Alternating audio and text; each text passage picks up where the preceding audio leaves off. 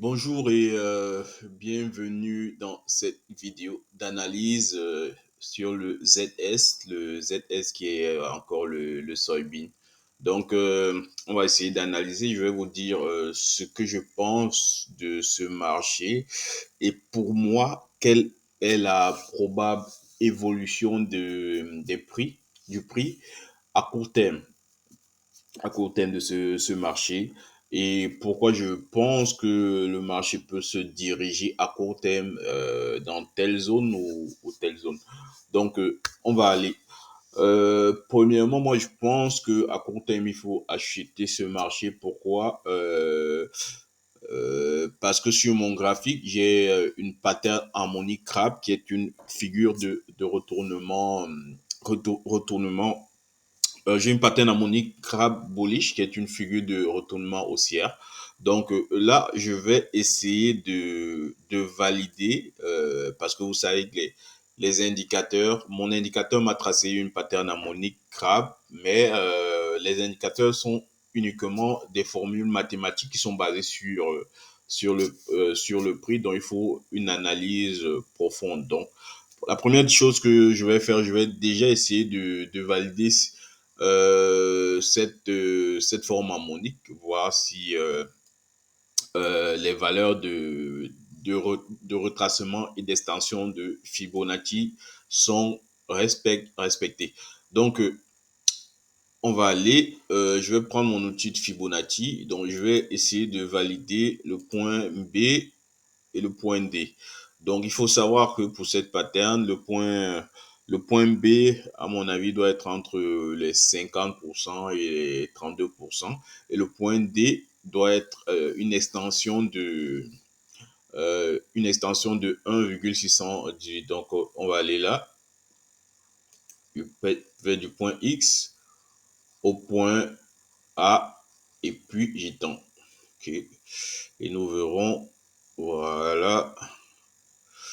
Donc, lorsque je fais ça, je constate bien que mon point B est entre le 50%, on va 0,5 là, et le 0,68. C'est OK pour mon point B. Et par contre, pour le point D, il est pile poil sur les 1,618. Donc, pour moi, je peux valider cette pattern harmonique. Pour moi, cette pattern harmonique est pertinente parce que j'ai le point D et le point B qui sont validés. Donc, personnellement, moi, pour valider une pattern harmonique, je considère uniquement le point B et le point D. D'autres personnes ont leur façon de faire. Moi, c'est la mienne. Donc, j'ai une pattern harmonique claire, premièrement, et deux, au niveau du point D, j'observe que j'ai une figure de retournement de situation. Donc, le prix, et il faut noter que je suis en unité de temps daily. Donc, plus l'unité de temps est élevée, ça veut dire que plus les figures sont pertinentes. Là, sur mon point D, là, OK, je constate que là, on a un triple top. On a eu un top là, triple bottom. Donc, le marché a répondu à ce niveau. Il est venu retester ce niveau de support. Il est venu là, aujourd'hui, retester ce niveau de support, premièrement. Et si j'analyse, lorsque j'analyse les bougies autour de... je vais juste supprimer ça. Lorsque j'analyse les bougies japonaises autour du point D, je constate des signaux très forts. Là, on a un petit, je vais juste agrandir. On a une bougie impulsive, bullish, soutenue par un très bon volume. Donc, ce qui donne à peu près une idée du sentiment du marché. Pour moi, comment je vais interpréter cette bougie? Euh, pour moi, cette bougie donne un signal qui peut être interprété de cette façon, qu'il y a beaucoup d'acheteurs qui sont entrés dans le marché cette journée. Et si je regarde dans le passé, ici, je vois, on a une englobante. Je vais juste Dans le passé, il y a quelques jours, je crois la semaine dernière, on a eu cette bougie rouge et cette bougie verte qui a englobé, la bougie, le corps de la bougie rouge. Et les deux bougies ont, les deux chandeliers japonais ont des corps presque pleins. Donc ça aussi, c'est un signal de retournement haussier. Donc au niveau de point D, on a ce signal qui est un signal très fort, qui donne le sentiment de marché qui peut nous dire que voilà, les acheteurs au niveau psychologique, là sont entrés en force et il y a ici, dans le passé, ce signal qui nous annonçait un retournement. Et aussi ici, à ce niveau, on voit un petit range. Donc, je vais juste essayer de le tracer. Je vais juste essayer de le tracer. Besoin d'un petit carré. Donc là, on a un petit range sur plusieurs jours. On le voit sur plusieurs, voilà, sur plusieurs jours, le marché n'a pas pu faire de plus bas. Donc, qu'est-ce qu'on peut dire globalement? Pattern harmonique, crabe. Et au niveau du point D, lorsque le marché arrivait à ce niveau, le marché n'a pas pu faire de plus bas sur ce niveau, donc a créé une forte zone, a créé une zone de support sur plusieurs jours. Le marché est allé légèrement à la hausse et les vendeurs ont essayé de repousser le marché à la baisse, mais sauf que au niveau de la zone précédente, ils ont été repoussés à la hausse et on voit qu'à ce niveau, on a une englobante et aujourd'hui, on a eu, hier, par contre, on a eu un grand sentiment haussier qui est annoncé par cette bougie. Donc, pour moi, il y a beaucoup d'éléments qui me disent que voilà, ça c'est un signal fort qui annonce soit une correction, du marché, une probable correction, soit carrément un changement de tendance. Là, nous sommes en journalier. Donc, maintenant, lorsque je regarde le marché comme ça, on peut se dire là, on peut se dire que là, nous sommes en tendance baissière. Si on regarde uniquement sur cette unité de temps, on va dire depuis là, nous sommes peut dire que nous sommes en tendance baissière. Mais personnellement, pour moi, lorsqu'on analyse un marché, on doit switcher entre les unités de temps. Donc, pour confirmer, je vais aller sur une unité de temps supérieure en weekly, notamment pour voir vraiment si je suis de ce marché en tendance baissière carrément ou c'était juste une correction. Donc, vu là, on peut pas dire quelque chose. Je vais passer sur une unité de temps weekly à la semaine. OK. Donc, je vais essayer de réduire mon graphique. Voilà. Alors, lorsqu'on réduit le graphique, on peut dire là exactement que cet actif, depuis plusieurs années, on va dire depuis 2004, on a une tendance, par contre, haussière, mais dans laquelle on a eu des grosses corrections. Dans weekly, je dirais que nous sommes en tendance haussière parce qu'on peut avoir une droite de tendance là. On a en suivant la théorie de dos, on a des plus bas de plus en plus. Euh, Moi, je dirais que nous sommes en tendance haussière. Sur la tendance de fond weekly.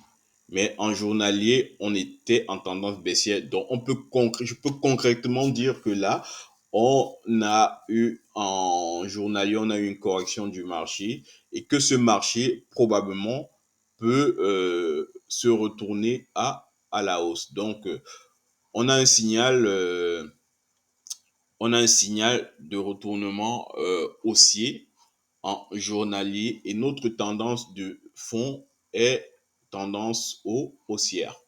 Et le fait que j'ai switché en weekly, je constate effectivement que ce niveau est une zone sur laquelle le prix a travaillé dans le passé. Donc, cette zone a fait office de zone de support et de zone de support parfois et de résistance. Donc, nous sommes sur une zone solide qui a fait ses preuves aussi dans le passé. Donc, pour moi, on a un très bon signal là. Donc, on va dire ça. Voilà. Bon, lorsqu'on regarde, le prix travaille là, mais quand on va dans le passé, le prix avait déjà travaillé cette zone en 2000. Cette zone avait été travaillée par le prix en 2016. Donc, cette zone a été résistance au prix, a rejeté les prix à la baisse. Et lorsqu'on regarde en 2013, elle a été support. On peut prolonger, hein. Si on prolonge, on voit ici aussi qu'elle a été support. Donc, le marché est arrivé sur une zone psychologique très forte, qui est une zone de support aujourd'hui. Et on a plusieurs signaux qui sont en train de nous dire que ce marché va être repoussé à la hausse, parce que sur ces zones, on a une pattern harmonique, premièrement. Si on switch en daily, voilà, on a une pattern harmonique sur la zone. Le point D est pile poil sur notre zone. Le point D est pile poil sur notre zone. Et sur la zone, on a une pattern de retournement de situation. Et si on veut tracer même les trendlines, on a une petite trendline haussière. On constate que depuis que le marché est arrivé sur ces zones, voilà, on a des hauts de plus en plus hauts. Donc, on n'a pas pu faire un plus bas. On a une droite de tendance qui nous dit que le marché n'arrive pas à faire un plus bas. Donc, si on respecte la théorie de dos est respectée ici, donc il y a une forte probabilité que le prix reparte à hausse. Et bon, maintenant, s'il repart à la hausse, si j'ai raison dans mon analyse, à quel niveau il va rencontrer un obstacle premièrement. Donc, moi, le premier niveau de résistance qu'il va rencontrer à court terme, ce sera ce niveau. Ça sera ce niveau dont le marché peut à court terme arriver à ce niveau. On va dire les 1252,4. Le marché peut à court terme venir chercher ce niveau. Et s'il le casse, on a ces niveaux. Je vais voir à quoi ça correspond. Si je prends mon outil Fibonacci, on va aller là, de A, on va prendre tout le mouvement baissier, voilà, tout le mouvement baissier. Donc, on voit qu'il a réagi déjà là dans le passé. Il peut aussi réagir ici, hein, sur les 0,236 de niveau de Fibonacci. Quand on regarde dans le passé, il correspond bien à cette zone de support. Et peut-être, s'il casse, il va aller chercher les 0,32 et ainsi de suite, les 0,50. Donc, pour une petite correction à la hausse, peut-être sur le long terme, changer de tendance. Donc, ce que je vois sur ce marché, c'est une petite correction haussière à court terme pour aller chercher ce niveau. Et s'il casse, il va aller plus sur ce niveau. Donc, à court terme, voilà ce que je pense sur ce marché. Et si je regarde mon indicateur QQE, déjà là, il a donné un signal aussi, un signal d'achat. Donc, essayons donc de voir... je vais essayer de voir avec le RSI. Qu'est-ce que l'indicateur RSI nous dit là? Est-ce que nous sommes en survente? RSI, indice de force relative. OK. On va voir ce que le RSI nous dit à ce niveau. Donc, voilà, on a une divergence RSI depuis. Donc, depuis là, on a une divergence RSI depuis ce niveau. Le marché baissait, mais le RSI nous annonçait déjà depuis le 16 janvier un retournement de situation, parce qu'on avait le RSI qui était en train de monter et pourtant les prix chutaient. Donc le RSI depuis le 16 janvier nous annonce ce retournement de situation parce qu'on avait une divergence là. Le RSI, lui, normalement, il doit être aligné au prix. Si le prix baisse, le RSI doit baisser. Par contre, là, on avait un prix, les prix qui baissaient et le RSI, lui, il montait. Donc, c'était le RSI nous annonçait déjà une divergence et la divergence RSI, comme on le sait, c'est un signal de retournement de situation.